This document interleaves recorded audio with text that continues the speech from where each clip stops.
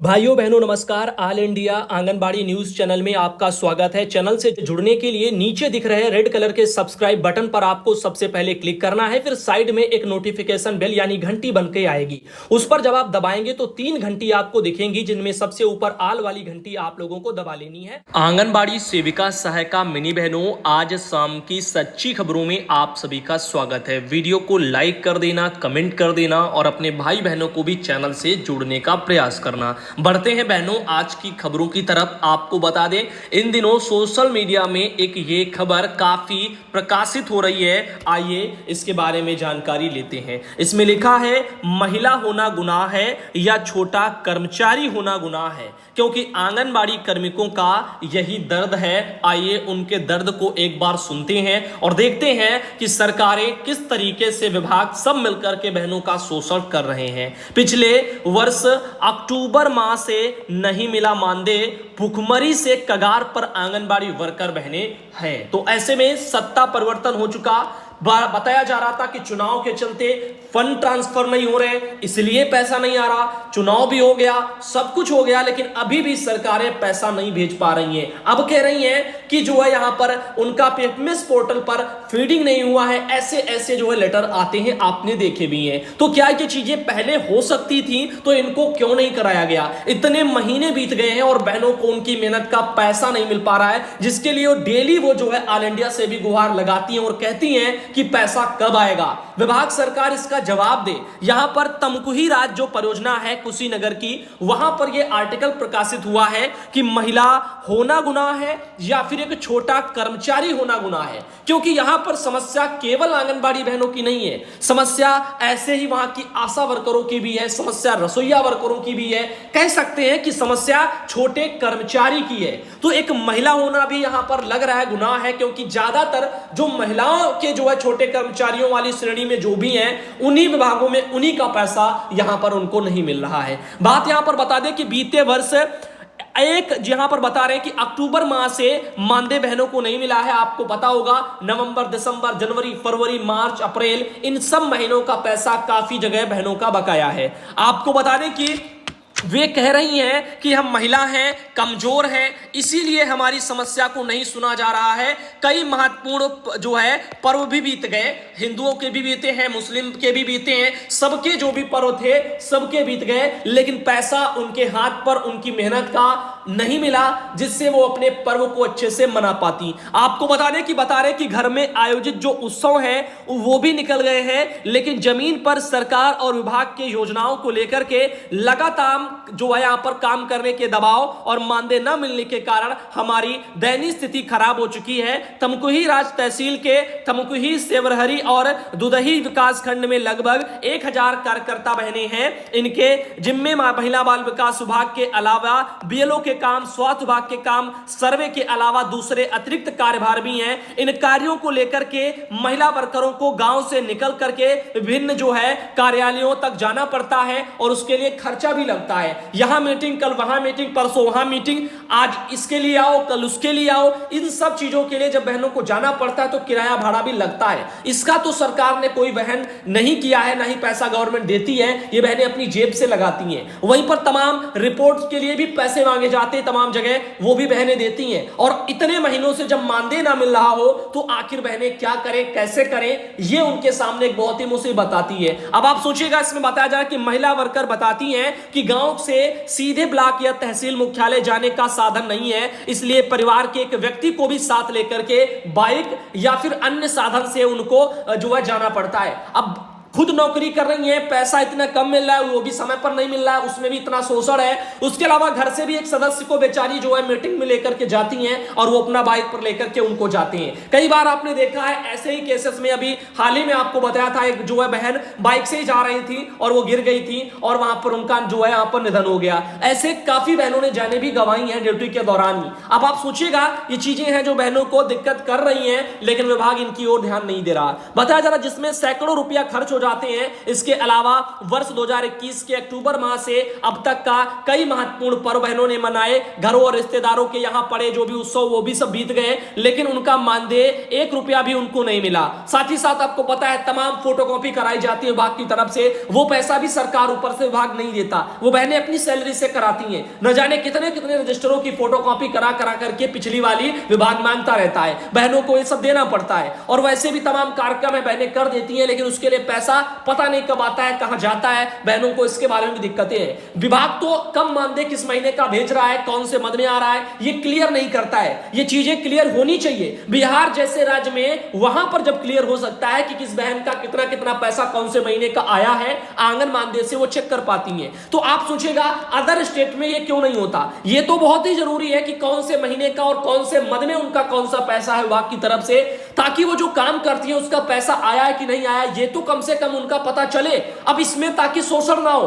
अब ऐसे करके तमाम महीनों के बकाए और फिर कभी पैसे आते हैं तो अधिकारी कहते हैं ये वो वाला नहीं है, ये वाला है, इसमें इतने पैसे दो तब ये आएगा, ये होगा वो होगा। ऐसे करके भ्रष्टाचारी और शोषण भी खूब पनपती है। तो मैं यही कहना चाहूंगा सरकार और विभाग से कि जो भी आप पैसे भेजते हो उसके बारे में डिस्क्राइब भी करो, ये पैसा कौन से मद में आपने डाला है, उनके कौन से काम का है। साथ ही आपको बता दें कि लिखा है ये महिला वर्कर पूछती है कि क्या समाज में महिला और उससे भी जो छोटा कर्मचारी होना गुनाह है? क्या आखिर हमारी समस्याओं को क्यों नहीं सुना जा रहा है? क्या हम बीमार नहीं होते? क्या हमारे बच्चे नहीं पढ़ते? क्या हमारे घर में खर्चा नहीं है? क्या हम भूखे रहते हैं? क्या महिलाओं को कमजोर समझ के उनके स्थिति को जो है ध्यान नहीं दिया जाएगा? तो इस तरह से बहनों की अपनी समस्याएं हैं जिन पर सरकारें बिल्कुल भी ध्यान नहीं दे रही हैं। आज के दौर में बहुत ही ज्यादा जरूरी हो चुका है कि हर कर्मचारी को पता चले कि उसकी सैलरी कौन कौन से महीने में आई है और वो उसको आसानी से चेक भी कर पाए। ऐसी व्यवस्थाएं विभाग को करनी चाहिए। इतने ऐप बनाते हो, इतने सब कुछ करते हो, एक सिस्टम इनके लिए भी ये कर दीजिए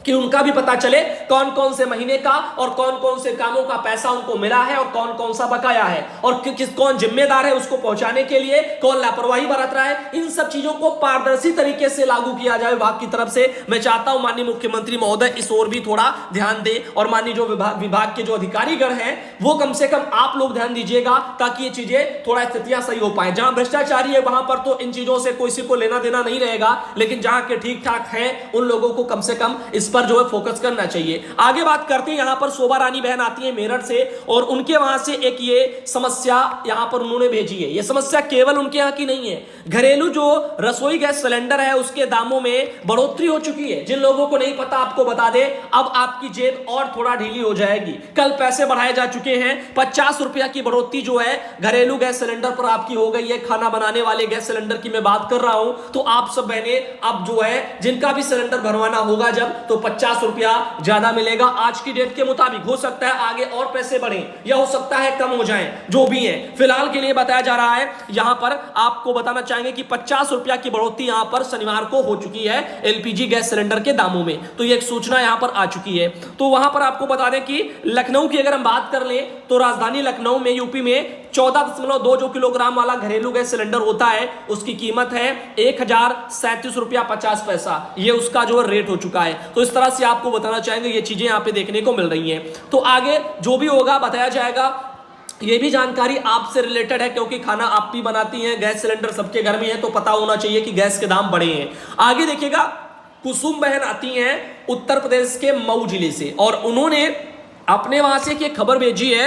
अधिकारियों ने आंगनबाड़ी केंद्रों का निरीक्षण किया है, जिसमें गैर हाजिर जो कार्यकर्ता बहनें मिली हैं और जो सहायिका बहनें मिली हैं उनको नोटिस दिए गए हैं। आइए आपको बताते हैं, ये मऊ जिले का मैटर है। आंगनबाड़ी केंद्र यहां पर हल्दरपुर का गुरुवार को निरीक्षण हुआ और वहां पर तो खैर ये बहन दिखी हैं, बच्चे भी हैं, तो इनकी समस्या नहीं है, लेकिन और जहां जहां निरीक्षण हुए होंगे वहां पर अनियमितताएं मिली हैं। आपको बता दें, बताया जा रहा है कि बाल विकास परियोजना अधिकारी द्वारा कुल 94 आंगनबाड़ी केंद्रों के निरीक्षण किए गए हैं, जिसके अंतर्गत बाल विकास परियोजना गोपागंज में 9, घोसी में 10 और इस तरह से तमाम यहां पर परियोजनाएं हैं, जिनमें काफी जगह जो है अनुपस्थित भी कार्यकर्ता बहनें पाई गई और जो अनुपस्थित पाई गई हैं उन सबको कारण बताओ नोटिस भी विभाग की तरफ से दिए गए हैं। तो यहां पर इस तरह से चीजें देखने को मिल रही हैं। वैसे पता नहीं चलता कि सभी को बताया जा चुका है कि यहां पर सेंटर खुल रहे हैं, आप लोग जाओ, फिर भी अनुपस्थित क्यों मिलते हैं लोग? शायद वीडियो नहीं देखती हैं वही बहनें होंगी। कुसुम बहन है मऊ जिले से, उनके द्वारा ये फोटो आई। और उसके अलावा बात करते हैं एक बहुत ही और जरूरी मुद्दे पर। इन दिनों आपको पता है जो सहायक अध्यापक की जो भर्ती थी उसमें यहां पर सुप्रीम कोर्ट से मान के चलिएगा एक बड़ा यहां पर फैसला बताया जा रहा है। तो ये इलाहाबाद हाई कोर्ट का यहां पर फैसला है, दरअसल आपको बता दें सुप्रीम कोर्ट का नहीं है। तो यहां पर लिखा है आरक्षित वर्ग के 6800 अभ्यर्थियों की नियुक्ति पर कोर्ट की रोक। बता रहे हैं कि इलाहाबाद हाई कोर्ट ने 69,000 सहायक शिक्षक भर्ती में जो आरक्षित वर्ग के 6800 अभ्यर्थी थे ओबीसी वाले, जिनको वहां पर अलग से जोड़ करके बोला गया था कि इनको भी भर लिया जाएगा, तो इसका मैटर कोर्ट में चल रहा था। पहले तो जो है हाई कोर्ट की जो खंडपीठ है लखनऊ, यहां से तो जो है पहले भी हार चुके थे, अब हाई कोर्ट से भी जो है हार चुके हैं। तो यहां पर जो 6800 पद थे उनको भरा नहीं जाएगा। बता रहे हैं यहां पर ये नियुक्ति नहीं की जाएगी, किसी भी दशा में इनको नहीं भरा जाएगा, हाई कोर्ट ने कहा है। तो सरकार को लगातार दूसरी बार हाई कोर्ट से लगा झटका। कोर्ट ने कहा कि गैर विज्ञप्ति पदों को ना भरा जाए, क्योंकि इन पदों के लिए विज्ञप्तियां नहीं निकली थी, ये अलग से बताया जा रहे हैं, लिए जा रहे हैं। दरअसल मैटर क्या है मैं आपको बता दूं कि ओबीसी के लिए यहां पर आरक्षण तय है और आरक्षण उनको मिला नहीं है। ओबीसी वर्ग को 27% आरक्षण मिलता है, तो यहां पर उनको मात्र 3.80 यहां पर मिला है, 3.80 कह सकते हैं। तो 4% भी आरक्षण नहीं मिला, जबकि 27% आरक्षण ओबीसी के लिए है। तो आपको बता दें इसके लिए ही यहां पर आगे कोर्ट वगैरह गए थे, लेकिन वहां से उन लोगों को हार ही देखने को मिली है। अब यहां पर जो हुआ पहले वो भी गलत था, क्योंकि जो आरक्षण पहले से प्रावधानित है, तो फिर आखिर उनको मिला क्यों नहीं और उसी के लिए वो लड़ रहे हैं। अब कोर्ट कह रहा है कि अलग से विज्ञप्तियां हैं और इन्हीं चीजों में यहां पर ये एक टेढ़ी खीर बनी हुई है। तो फिलहाल के लिए जो भी है जैसा है, जो कोर्ट से आदेश आया, मैंने जानकारी के लिए सिर्फ आपको वो बताया। वहीं पर बात करते हैं मियाद पूरी जो है और शुरू नहीं हुई भ्रष्टाचार की यहां पर जांच। तो यहां पर आपको बता दें उत्तर प्रदेश के लखनऊ का मामला है, डीपीओ द्वारा मातहत से धन उगाही का ऑडियो वायरल होने का जो मामला था उसी से जुड़ा हुआ है। बताया जा रहा है कि मातहत मुख्य सेविका से धन उगाही से संबंधित ऑडियो वायरल होने के बाद फतेहपुर के जिला कार्यक्रम अधिकारी डीपीओ मुश्किल में फंस गए हैं, लेकिन शासन स्तर से लेकर बाल विकास पुष्टाहार आईसीडीएस निदेशालय तक मजबूत पकड़ की वजह से उन पर कार्रवाई की फाइल आगे नहीं बढ़ रही है। मुख्यमंत्री, विभागीय मंत्री और मुख्य जो यहां पर प्रमुख सचिव हैं बाल विकास आदेश देने के बाद भी डीपीओ के खिलाफ जांच शुरू नहीं हो पाई है। इस मुद्दे पर अब तक की कार्रवाई को लेकर के कोई भी अधिकारी मुंह खोलने को तैयार नहीं है। तो यहां पर आपको बता दें ये एक मामला काफी हाईलाइट है, अनीता बेनाती फतेहपुर से उनके द्वारा भेजा गया है। तो इस तरह से कुछ भ्रष्टाचारी के भी मैटर मीडिया, सोशल मीडिया में चलते रहते हैं, लेकिन यहां पर समझ में ये नहीं आता कि जब भ्रष्टाचारी की अगर ऑडियो भी धन उगाही के वायरल हो जाते हैं फिर भी कार्रवाई क्यों नहीं होती। और यहां पर तो जांच हो चुकी है, उसके बाद भी यहां पर कुछ नहीं हो रहा। अब बताया जा रहा है कि फतेहपुर के डीपीओ राजीव सिंह का एक कथित ऑडियो वायरल हुआ था, जिसमें डीपीओ द्वारा बकाये देयकों का भुगतान करने के एवज में प्रति मुख्य सेविका 20-20 हजार रुपए की मांग की बात कही जा रही है। वहीं डीपीओ के चालक रामगोपाल ने भी राजीव पर निजी वाहन की मरम्मत करा के सरकारी वाहन का बिल बनवाने और एक चहेती फार्म के यहाँ ही जो है वाहनों की मरम्मत कराने और इनका आरोप लगाया है। इस पर एक ऑडियो वायरल हुआ है। इसी कड़ी में प्रांतीय राजकीय वाहन चालक संघ ने भी निदेशक आईसीडीएस को पत्र लिख करके कार्रवाई इनके ऊपर करने की मांग की है। वहीं केंद्रीय मंत्री कौशल किशोर ने भी डीपीओ के खिलाफ जांच के संबंध में 4 अप्रैल को विभागीय मंत्री बेबी रानी मौर्य को, 12 अप्रैल को मुख्यमंत्री योगी आदित्यनाथ को भी, इन सबको, अनीता मिश्राम को भी, सबको पत्र लिखा है। और मुख्यमंत्री ने 15 दिन में और विभागीय मंत्री ने प्रमुख सचिव को 1 सप्ताह के भीतर मामले की जांच करने के साथ ही डीपीओ पर कार्रवाई करने के लिए रिपोर्ट उपलब्ध कराने के निर्देश दिए थे। लेकिन प्रमुख सचिव ने भी निदेशक आईसीडीएस को जांच की जिम्मेदारी दी थी, लेकिन तय समय सीमा में समाप्त होने के बाद भी निदेशालय स्तर से अभी भी जांच पूरी नहीं हो पाई है। और उत्तर प्रदेश महिला आंगनबाड़ी कर्मचारी संघ की शिकायत पर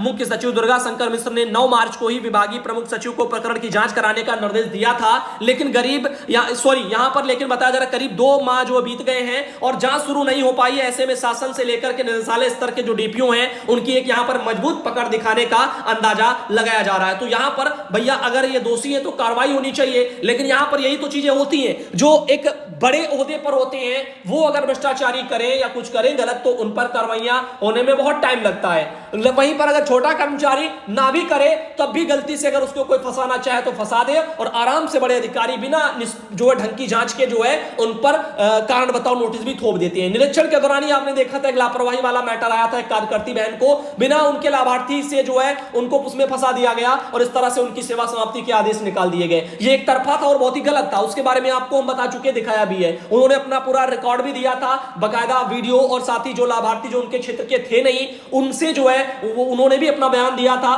तो फिर भी जो है उनके ऊपर सेवा समाप्ति हुई, जो कि पूरी तरह से गलत थी। फिलहाल के लिए यहां पर देखिएगा, गीता बहन आती है आजमगढ़ से, उनके द्वारा एक फोटो भेजी गई है। तो ऐसे कई प्रकरण सामने कभी ना कभी आते रहते हैं, लेकिन यहां पर कोई इन चीजों पर ध्यान नहीं देता। अरे ध्यान बहनों की समस्याओं पर भी नहीं दिया जा रहा, ना ही प्रमोशन पर, ना ही भर्ती पर, किसी भी चीज पर ढंग से ध्यान बाल विकास विभाग में ज्यादातर नहीं देखने को मिलता है। इसीलिए इतने इतने साल बीत जाते हैं, भर्तियां नहीं हो पाती हैं, और जब भी निकलती हैं तो पता नहीं वो कब पूरी हो पाती हैं। ये भी एक टेढ़ी खीर बन जाती है। वहीं पर बात करते हैं, कौशल्या बहन आजमगढ़ से आती है, वहां से उन्होंने अपने वहां से के फोटो भेजी है। और आज का जो बहनों वीडियो है शाम का, वो हम यहीं तक रखेंगे। दोपहर का वीडियो आपको नहीं दे पाए थे, उसके लिए जो है यहां पर यही कहना चाहेंगे कि कल खबरें ले आएंगे। फिलहाल के लिए आज थोड़ा बिजी थे, तो उम्मीद है कल सुबह के वीडियो में आप सबको हम मिलेंगे और बढ़िया तरीके से